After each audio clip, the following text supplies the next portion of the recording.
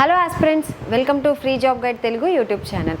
ఇవాల్టి వీడియోలో మనకి national highways authority of India నుంచి ఒక కొత్త నోటిఫికేషన్ అనేది రావటం జరిగిందనమాట. ఆ నోటిఫికేషన్కి సంబంధించినటువంటి పూర్తి వివరాలు మనం ఈ వీడియోలో తెలుసుకుందాం. National highway authority of India అనేది దీని నుంచి వచ్చినటువంటి ఏ పోస్టులకు సంబంధించి నోటిఫికేషన్ అనేది రిలీజ్ అయింది, అదేవిధంగా నెంబర్ ఆఫ్ వేకెన్సీస్ అనేవి ఎన్ని రిలీజ్ చేశారు, దీని తర్వాత ఈ నోటిఫికేషన్లో మెన్షన్ చేసినటువంటి ఇంపార్టెంట్ డేట్స్ అనేవి ఏ విధంగా ఉన్నాయి, తర్వాత ఈ ఉద్యోగాలకు సంబంధించినటువంటి శాలరీ అనేది ఏ విధంగా ఉంటుంది, ఎలిజిబిలిటీ క్రైటీరియా అంటే మనకి ఎడ్యుకేషన్ ఎసెన్షియల్ క్వాలిఫికేషన్స్ అనేవి ఏమేమి కావాలి అనేది తెలుసుకుందాం. దీని తర్వాత థీమ్ ఆఫ్ ద ఎగ్జామినేషన్ అనేది ఏ విధంగా ఉంటుందనేటువంటి అంశాలపైన మనం ఇప్పుడు తెలుసుకుందాం.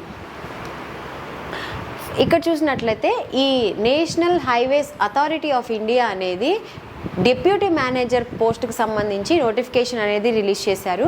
ఈ డిప్యూటీ మేనేజర్ ఏ విభాగంలో అంటే టెక్నికల్ విభాగంలో ఈ డిప్యూటీ మేనేజర్ పోస్టులు అనేవి భర్తీ చేయడం జరుగుతుంది. వీరి యొక్క పే స్కేల్ అనేది లెవెల్ 10th ప్రకారం, అదేవిధంగా 7th CPC ప్రకారం వీరికి శాలరీ అనేది ఉంటుందన్నమాట.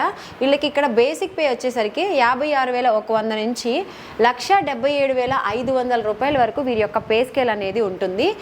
దీంతో పాటు డిఆర్ఎస్ అలవెన్సెస్ అనేవి కూడాను మనకి ఇస్తారనమాట శాలరీలో. అది కాకుండా ఇదొక మంచి అవకాశం అనేది చెప్పుకోవాలి, ఎందుకంటే ఇది డైరెక్ట్ రిక్రూట్మెంట్ బేసిస్ పరంగా ఈ నోటిఫికేషన్ అనేది రిలీజ్ చేశారు. వన్స్ మనం గేట్ స్కోర్ ఏదైతే ఉందో దాని ఆధారంగా ఈ ఉద్యోగాలకి డైరెక్ట్గా ఎంపిక చేయడం జరుగుతుందన్నమాట. సో ఎటువంటి ఎగ్జామ్ లేకుండా ఈ ఉద్యోగాలకి మనం ఎంపిక అవ్వచ్చు. ఎవరైతే గేట్లో బాగా మంచి స్కోర్ చేస్తారో వాళ్ళకి ఈ ఉద్యోగం అనేది ఇవ్వడం జరుగుతుందన్నమాట. దీని తర్వాత ఇందులో మనకి కేటగిరీ వైజ్గా ఎన్ని పోస్టులు అనేవి కూడా క్లియర్గా మెన్షన్ చేశారు నోటిఫికేషన్లో. అవేంటంటే అన్రిజర్వ్డ్కి సంబంధించి 27 పోస్టులు, ఎస్సీకి సంబంధించి 9 పోస్టులు, ఎస్టీకి సంబంధించి 4 పోస్టులు, ఓబీసీ నాన్ క్రిమి లేయర్ సెంట్రల్ లిస్ట్ ఓన్లీ అని చెప్పని ఇచ్చారు, వారికి సంబంధించి 13 పోస్టులు, ఈడబ్ల్యూఎస్కి సంబంధించి 7 పోస్టులు, పీడబ్ల్యూడీకి మాత్రం ఎటువంటి పోస్టులు అనేవి లేవు. సో టోటల్గా ఇక్కడ 60 పోస్టులు అనేవి ఈ నోటిఫికేషన్లో ఇవ్వటం జరిగిందనమాట. సో ఇది పోస్టులకు సంబంధించింది. అదేవిధంగా వారి యొక్క శాలరీ అనేది ఏ విధంగా ఉంటుందనేది మనం ఇప్పుడు చూసాము. దీని తర్వాత ఇక్కడ ఈ ఉద్యోగాలకి కావాల్సినటువంటి age limit, essential education qualifications అనేవి ఏ విధంగా ఉంటాయి అనేది చూద్దాము.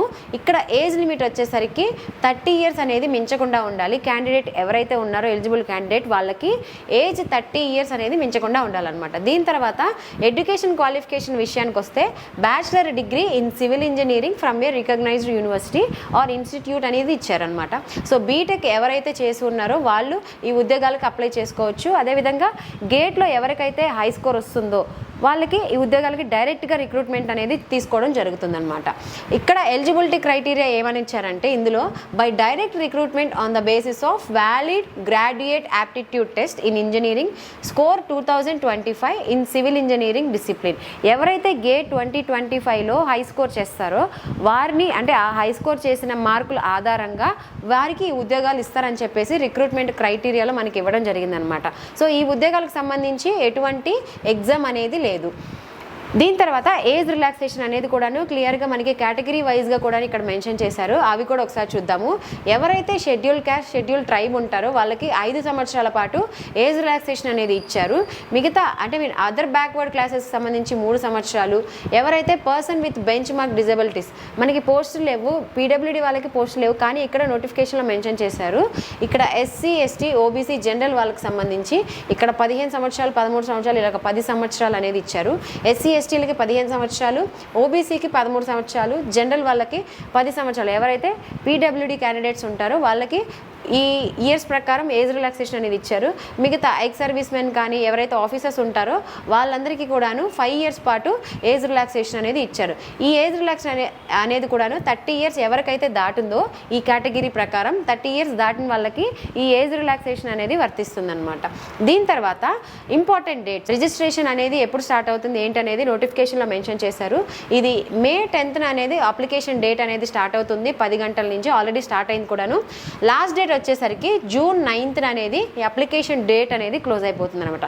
ఎప్పటి వరకు అంటే సాయంత్రం 6 గంటల లోపు ఎవరైతే ఇంట్రెస్టెడ్ క్యాండిడేట్స్ ఉన్నారో వాళ్ళు అప్లై చేసుకోవచ్చు. ఈ 2 డేట్స్ గుర్తుపెట్టుకోండి. 10th మే నుంచి 9th జూన్ వరకు ఈ 2 డేట్స్ అనేవి ఇంక్లూజివ్గా మనం గుర్తుపెట్టుకోవాల్సి ఉంటుంది. సో ఎందుకంటే ఇది ఆన్లైన్ అప్లికేషన్ స్టార్ట్ డేటు, ఇది ఆన్లైన్ అప్లికేషన్ ఎండ్ డేట్ అనమాట. సో ఈ డేట్స్ లోపు మనం ఈ ఉద్యోగాలకి అప్లై చేసుకోవాల్సి ఉంటుంది. దీని తర్వాత ఇంపార్టెంట్ కండిషన్స్ అనేవి ఇచ్చారనమాట. సో ఎవరైతే అప్లై చేసుకోవాలనుకుంటున్నారో వాళ్ళకి కొన్ని కండిషన్స్ అనేవి ఇక్కడ ఇచ్చారు. అవేంటంటే మినిమం ఎడ్యుకేషన్ క్వాలిఫికేషన్ అనేది ఉండాలి. ఏంటి? Civil engineering, B Tech. ఎవరైతే బీటెక్ చేసి ఉన్నారో, అదేవిధంగా గేట్లో హై స్కోర్ ఎవరికైతే వచ్చిందో వాళ్ళకి ఈ ఉద్యోగాలు అనేవి ఇస్తామని చెప్పేసి ఇందాక మెన్షన్ చేశారు కదా. దీని తర్వాత నాట్ ఎక్సీడింగ్ 30 years అనేది కూడాను క్లోజింగ్ డేట్, అడ్వర్టైజ్మెంట్ వచ్చినటువంటి క్లోజింగ్ డేట్ లోపు ఈ 30 years అనేది మించకుండా ఉండాలని చెప్పేసి ఇక్కడ కూడా ఇంకోసారి మెన్షన్ చేశారు.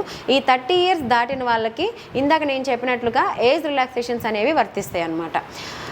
సో దీని తర్వాత సెలక్షన్ ప్రాసెస్ ఆల్రెడీ నేను మీకు ఇందాక చెప్పాను. ఎవరైతే గేట్ 2025లో రాశారో దాంట్లో హై స్కోర్ వచ్చిన వాళ్ళకి డైరెక్ట్ రిక్రూట్మెంట్ సెలక్షన్ ప్రాసెస్ అనేది చేస్తారనమాట.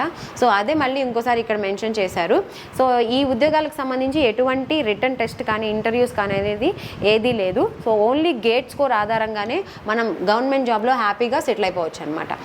దీని తర్వాత ఎప్పుడైతే మనం ఎవరైతే ఈ గేట్ స్కోర్ ఆధారంగా సెలెక్ట్ అయ్యి క్యాండిడేట్ ఉంటారో వాళ్ళకి సంబంధించినటువంటి సర్వీస్ బాండ్ గురించి కూడాను నోటిఫికేషన్లో మెన్షన్ చేశారు.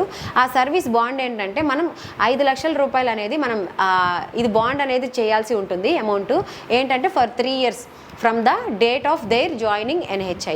ఈ ఎన్హెచ్ఐలో జాయిన్ అయ్యేటప్పుడు మనం ఈ 5 lakh rupees అనేది మనం ఒక బాండ్ అనేది రాయాల్సి ఉంటుందన్నమాట. సో ఈ బాండ్ అనేది కంప్లీట్ అయిపోయిన తర్వాత మనకి ఇంకా అమౌంట్ అనేది మనకు వస్తుందన్నమాట. మనకి ఈ నోటిఫికేషన్కి సంబంధించినటువంటి పూర్తి వివరాలు, ఇంకా మీకు ఈ నోటిఫికేషన్కి సంబంధించి ఎటువంటి డౌట్స్ ఉన్నా కానీ నాకు కమెంట్ బాక్స్లో కమెంట్ చేయండి. నేను మీకు వెంటనే రిప్లై ఇస్తాను. ఇలాంటి అప్డేట్స్ అన్నీ కూడాను మనకు ఒక టెలిగ్రామ్ ఛానల్ ఉంది. ఆ టెలిగ్రామ్ ఛానల్లో నేను మీకు ఎప్పటికప్పుడు పోస్ట్ చేస్తూ ఉంటాను. ఎవరైతే టెలిగ్రామ్ ఛానల్లో జాయిన్ అవ్వలేదో ఆ లింక్ అనేది కూడా నేను మీకు కింద డిస్క్రిప్షన్లో మెన్షన్ చేస్తాను. మీరు టెలిగ్రామ్లో ఛానల్లో జాయిన్ అవ్వచ్చు. సో ఇలాంటి మరిన్ని జాబ్ అప్డేట్స్ కోసం please follow our free job guide Telugu YouTube channel. Thank